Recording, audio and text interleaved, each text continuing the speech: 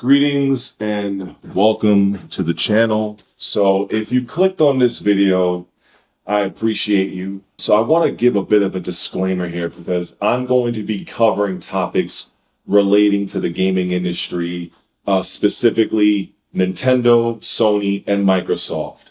Now, I will have a chapter here or there when I finish the video, but I just want to give this disclaimer that this video may be offensive to some people that have very thin skin. To those people, I will say if it doesn't apply, let it fly. As well as I want to speak to people's ignorance because there's a lot of misinformation going on. A lot of people tend to not understand the gaming landscape.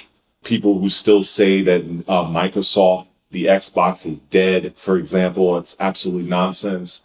These people don't understand. So I'm going to do my best in what I would dare say is a masterclass when it comes to console gaming in this particular industry. So hopefully, if this is your first time, consider subscribing. Also have channel memberships, help me out, join one. And I will be doing a bit of channel promotion as well because it is all related when I compare myself, my YouTube channel, as kind of like a makeshift business compared to the others. You'll understand what I mean if you just stick around. So anyway, with that being said, let's get after it. So I want to say right from the beginning that I don't actually hate Nintendo. I don't have hate in my heart for pretty much anything, but I do maintain the position that Nintendo, as far as I'm concerned, is the most anti-consumer company out of the three console makers, being Sony and Microsoft, respectfully. Just looking at their end user license agreement alone, where in order for you to even partake in playing your Nintendo Switch 2, you have to agree to a document that's legally binding that states essentially if something were to happen where your system gets bricked or however the circumstances arise, they can brick your system. If there is some sort of issue that you have with Nintendo, you waive your rights, your legal rights to seek legal counsel in the form of, say, lawyers, where you're not able to file a class action lawsuit, and you are now having to to settle with Nintendo. So to me, I interpret that as Nintendo can essentially screw you over. You cannot seek legal recourse, and then you have to go to Nintendo to basically plead your case. And they decide whether or not they were in the wrong. I just can't go along with that. I just think it's absolutely ridiculous. Now, what I will say about Nintendo that is good is that they are a very successful company. They are a very financially successful company. They have strong roots in the gaming industry. They have a very strong brand.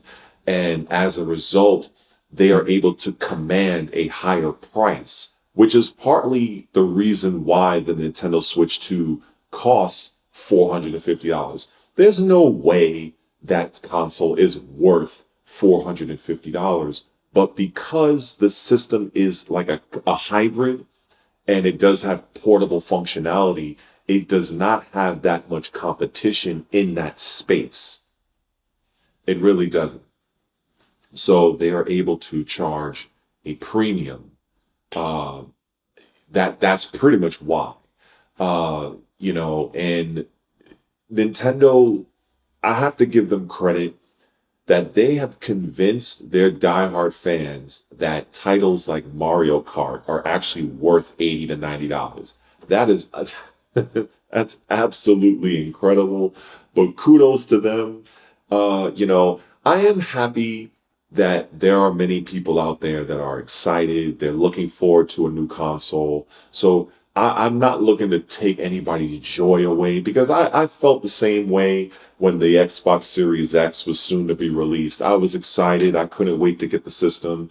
So for you guys out there that's eagerly anticipating your Switch 2, all I can say is I hope the console meets your expectations. But as far as I'm concerned, Nintendo is the most consumer company out there. I don't respect their company directives. I can respect the hardware. I can respect some of the games and the people that bust their ass to make sure that the games are of reasonable quality. But in terms of the corporate executive directives that are handed down from the very top, yeah, I don't respect them at all. I feel that they're a bad company when it comes to consumers, and that's just my take on that. I want to just shift focus to Microsoft now. So when it comes to Microsoft, I'm going to do a little something different. I'm going to utilize the power of AI on my phone. First and foremost, I want to get into this story about the Microsoft handheld and people taking to their various social media platforms saying that Microsoft canceled it. So I'm just going to go right now and show and just kind of break down what the story really is. Is Microsoft's upcoming handheld canceled?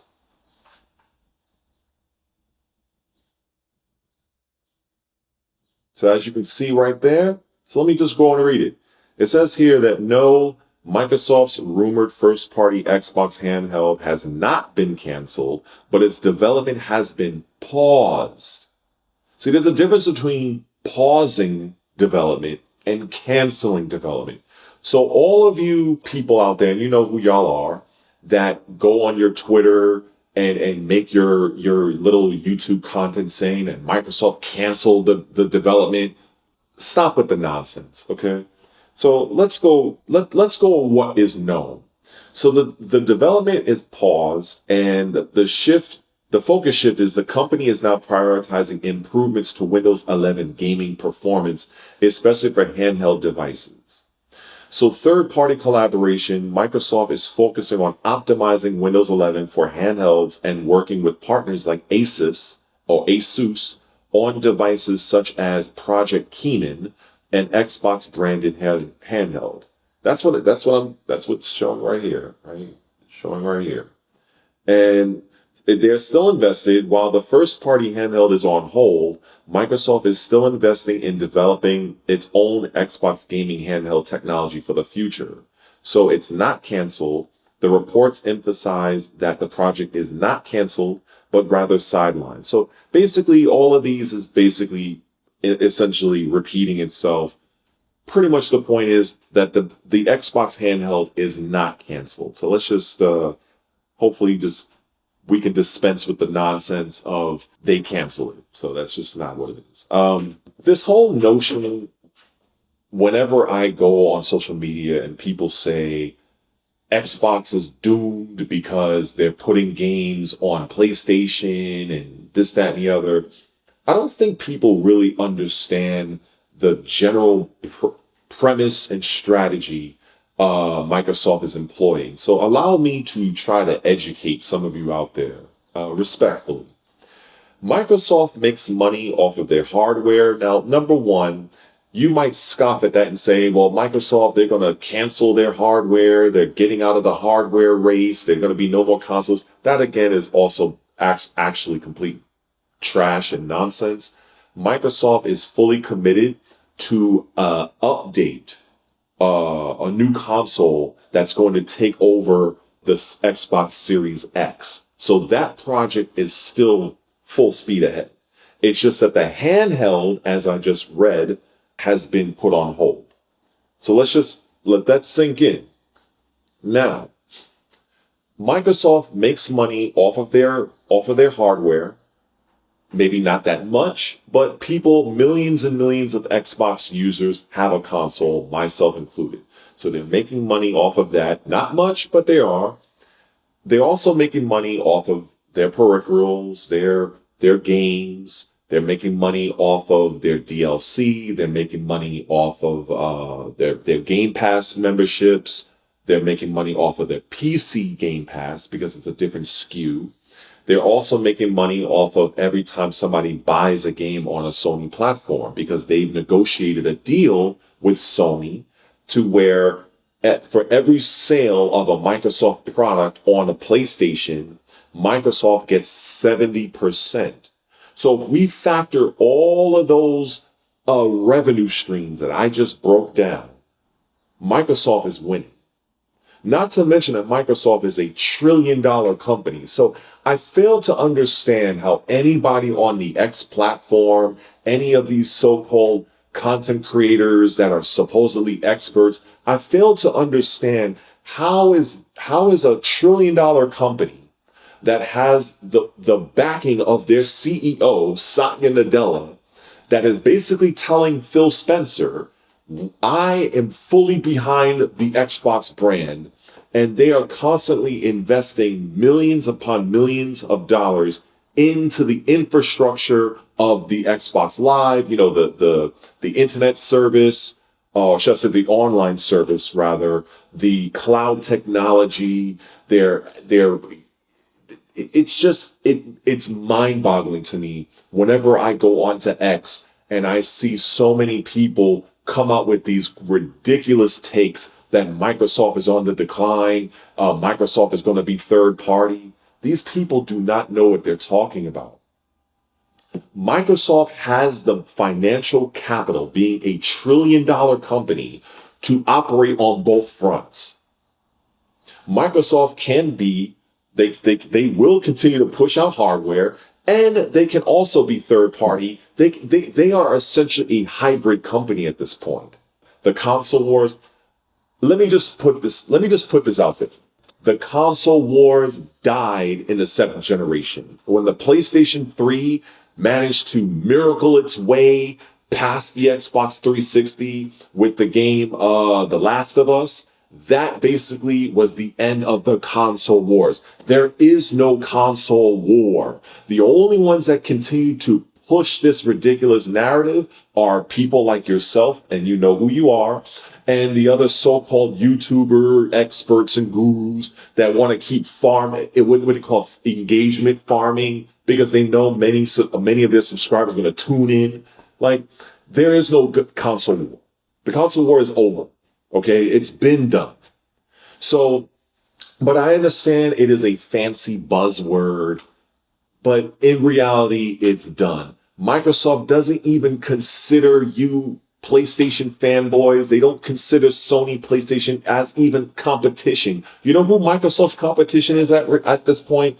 Microsoft's competition is Google. Microsoft's competition is Amazon. Microsoft's competition are companies that would swallow Sony and Nintendo whole. That is who Microsoft views as competition. I want you to understand this.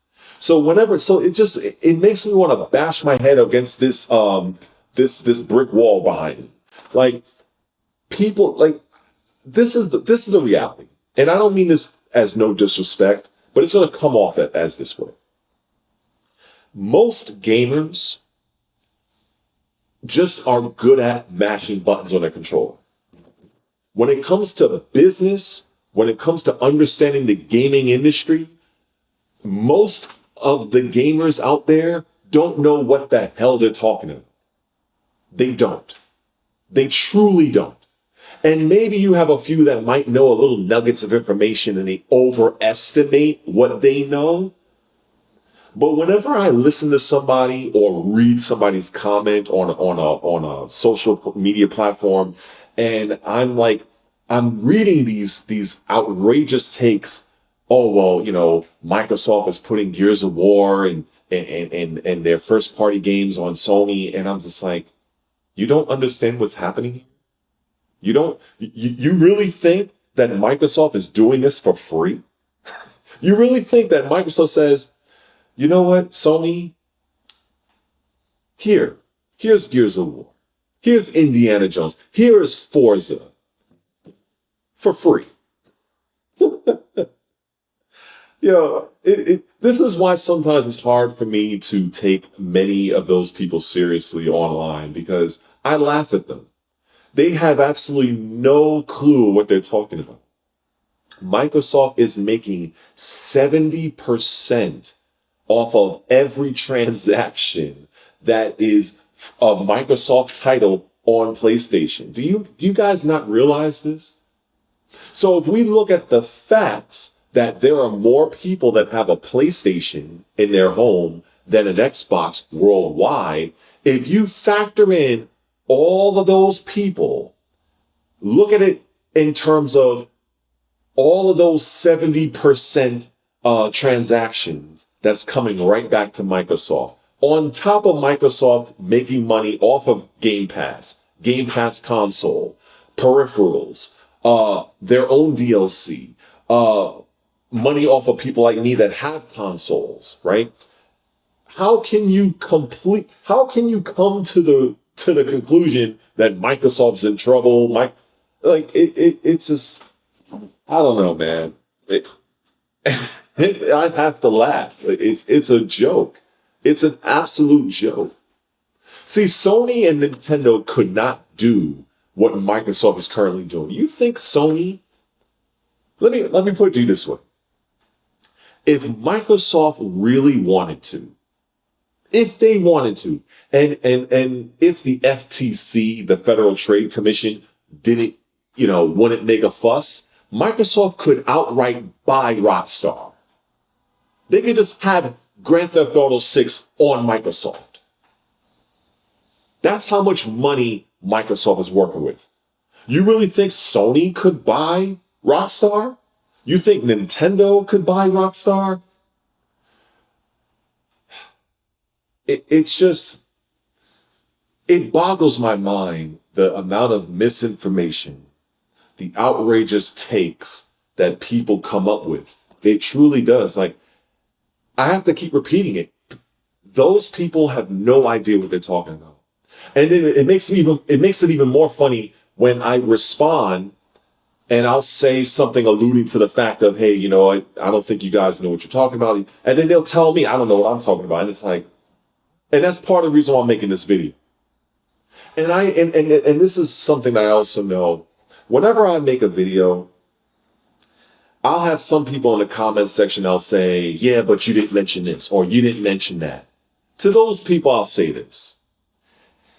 If a content creator, you know what, I'm just going to say, if I don't mention something in my video, don't automatically assume that I just don't know about it. Maybe it just didn't fit the video. Maybe it just didn't relate to the video. Maybe that, I just want to just throw that out there. But yeah, Microsoft is winning. Microsoft is playing chess and everybody else is playing checkers. And like I said, Nintendo, strong company, strong brand, highly anti-consumer. When it comes to Sony, on the other hand, Sony is an interesting one because Sony, like Nintendo, are very draconian in the way they handle their business. Let it not be forgotten that Sony was on record saying that they would never release their first-party titles on PC. Let's just remember that, okay? Let's also not forget that Sony never wanted anything to do with cross-play. Never. Microsoft has been pushing this for years. Now, you may want to argue it as a Sony fanboy or Sony enthusiast. Well, it wasn't because of Microsoft. I've heard that before.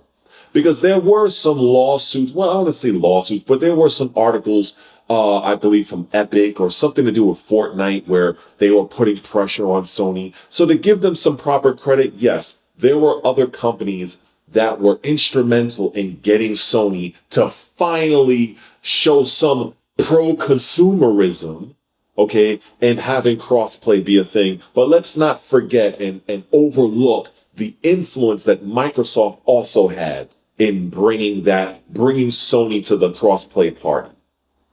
Because otherwise, without those two things happening, we wouldn't be able to play Tekken 8 Xbox to PlayStation, so to speak, just to give an example. So, and then also another thing with Sony, they were also on record in saying that they do not believe that Game Pass is a sustainable business model. And what did they end up doing? isn't PlayStation Network, PSN Plus, isn't that like just another poor man's Game Pass? Look, I don't mean to be, like, it's just, I laugh because of the hypocrisy that Sony has said publicly in the past. And I think a lot of PlayStation users, like I said, typical gamers, they don't really do their homework. They're just good at mashing buttons. So it is what it is, right? You buy your game, you put it in, you mash your buttons, you enjoy your time, and that's it. But for people like myself that dive deeper, that actually comb the articles, that actually have an interest in why things are the way they are, I've found many times where Sony has publicly said, and their top brass, like, look, what Microsoft is doing is not going to work. We don't believe in it. And now they're doing it. So as far as I'm concerned, Sony pretty much X-copies what Microsoft is doing. That's basically what I see. Now, to Sony's credit, they do have, like Nintendo, they do have a strong brand, and they've been around longer. So the nostalgia factor for Sony and Nintendo are much higher for people that, for instance, are born in the 80s and even in the 90s versus Microsoft. Microsoft was the last of the three to enter into the console space. So the power of nostalgia is not as strong for Microsoft. That's just what it is. And best believe the power of nostalgia is very, very strong. I mean, look, it's got Nintendo fans to spend $80 on a Mario Kart game. So, I mean, that's the power of nostalgia. And, you know, I believe me, I can go off on Nintendo this entire video, but just to kind of be fair, I want to try to divide my attention to all three. But getting back to Sony, Sony is a very strong brand. They have very, very, very strong first-party titles. There's a couple of first-party titles I kind of wish they would bring back. I really did enjoy the Resistance franchise. I believe that started on PlayStation 3. Even though this wasn't theirs, I think Siphon Filter, I don't know if Siphon Filter was first party or third party, but either way, I enjoyed that franchise. I don't know what happened to it. It was kind of like in Splinter Cell's realm, right? Gabe Logan, he was kind of like a Sam Fisher type. So I enjoyed those type of games. I always enjoy stealth-based games. Those are usually my favorites outside of like your Souls-like and RPGs. So Sony had a lot of titles I absolutely love, like Warhawk. Warhawk was the primary reason why I wanted a PlayStation 1. You know, my father bought me a PlayStation 1, I think, what was it, back in 94, I think, when PlayStation 1 came out, 94 or 93. And I remember PlayStation 1, their launch titles was Loaded, NFL Game Day, Twisted Metal, Warhawk, and something else. But Warhawk stood out to me. So I would play that game right now if I had a PlayStation. At the end of the day, I saw very early on the direction that these companies were going. I saw that Nintendo wasn't going to innovate that much back during the time when I had a GameCube. Nintendo's innovation, as far as I'm concerned, slowed down. Now, when I look at Microsoft are the ones that's innovating. Microsoft are the ones that's trailblazing, that's actually doing things geared toward the type of future we're in. Love it or hate it, subscriptions-based services are what's in. Let's just call it what it is. Eventually, physical media is going to die. Much like Blockbuster went by way of the dinosaur, Netflix completely destroyed them. So when Phil Spencer ended up taking over the Xbox brand and decided to make the Netflix of gaming, which is Game Pass, he already saw, he had a vision. And now look what's going on. How many companies now have subscription services? I remember back when it was just Netflix. Now Paramount has a subscription service. Peacock. All of these companies are now jumping on the bandwagon of subscription services. Adobe. All these companies. So whether you like it or not, that's fine, that's your prerogative, but this is the future. And as far as I'm concerned, Microsoft is leading that future. Microsoft is spending millions upon millions of dollars in various data centers across the world. future-proofing and enhancing their cloud-based technology, building upon Game Pass, a model where they can essentially put Game Pass wherever they want and make money. Can Nintendo do that? No. Can Sony do that? No. Even if they wanted to, they are not big enough to do it. And they don't have the vision. This is the reason why I stay with Microsoft. So even though Sony and Nintendo, they have their pros and cons, but overall, when it comes to a company that is very pro-consumer, Microsoft, as far as I'm concerned, is the number one. When it comes to the console space, Microsoft has the best return policy. They have the best refund policy. I've had a situation one time in April.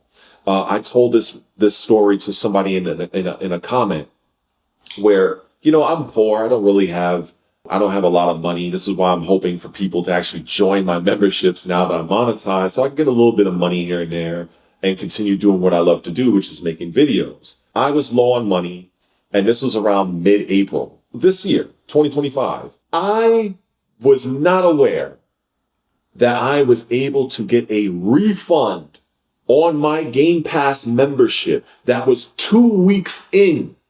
I want you to understand this. I bought Game Pass right at the beginning of April. My funds was running low. I was like, damn, what am I going to do? I need, a little extra help. Microsoft refunded me back the money I spent on my Game Pass Ultimate membership, which was about $21.76 with tax. And I still was able to play the Game Pass for the rest of the month of April. And what I thought that they were going to do, which they had every right, in my opinion, was if I wanted to pay for May, I was thinking, well, maybe they probably would charge me the balance of April. But they didn't, right? For whatever reason, whatever. Maybe that's just how it goes. I don't know. But the point is that they actually refunded me back a Game Pass membership 2 weeks into the month. I would never experience anything like that from Nintendo. I would never experience something like that from Sony. When it comes to being pro-consumer, Microsoft is by far the number one as far as I'm concerned. Again, to recap, Nintendo and Sony are very anti-consumer, but I will say that Sony is at least a little bit better when it comes to dealing with customers and providing actual value as opposed to Nintendo. Nintendo, as I've been saying, they are an overpriced nostalgia trip. There's no way that the Nintendo Switch as a console, as hardware, is worth $450. There's no way that Mario Kart World is worth $80 to $90. There's no reality anywhere in existence where that makes sense. There is none. But because Nintendo has a strong brand and they don't have that much competition in that particular space, they're able to charge that premium. That's what it comes down to. So yeah, I gave my views on Nintendo, gave some views on Sony, went in depth on Microsoft, explained that the handheld is not canceled. It's just merely put on pause until we actually get reports, updates on them. Microsoft is continuing forward with their next console. So hopefully you learned something here. Believe me, this is not going to be the last time I talk about this, because this whole console thing, this is one of those videos and topics that you can dissect and approach this from so many different angles. I'm pretty sure there's probably going to be a few people that will comment on this video, probably say, I missed this point, I got this wrong. And it is what it is. At the end of the day, when you are a YouTuber like myself, pretty much everything that you're saying is opinion. You're just basically reporting on the news. We as content creators, we don't make the news. We're just reporting on it, and then we give our various opinion on the news. All of the people that say X, Y, and Z, unless Microsoft comes out and says it, unless Nintendo comes out and says it, it's not really fact, but we can still give our opinion on it. So this is pretty much just me sharing my take based on my years of experience in gaming, which is 39 years. And that's all we can do. And so hopefully you found this entertaining.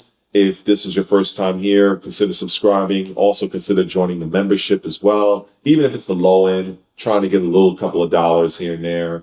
Pretty soon I'm going to start adding my Amazon affiliate links there too, because I just got into the program. So there's, things I want to do for the channel and try to add value to my subscribers. Let me get on out of here, and I got so many things in my mind right now. But yeah, anyway, I hope everybody has a good day, and thanks for listening. Take care. Peace.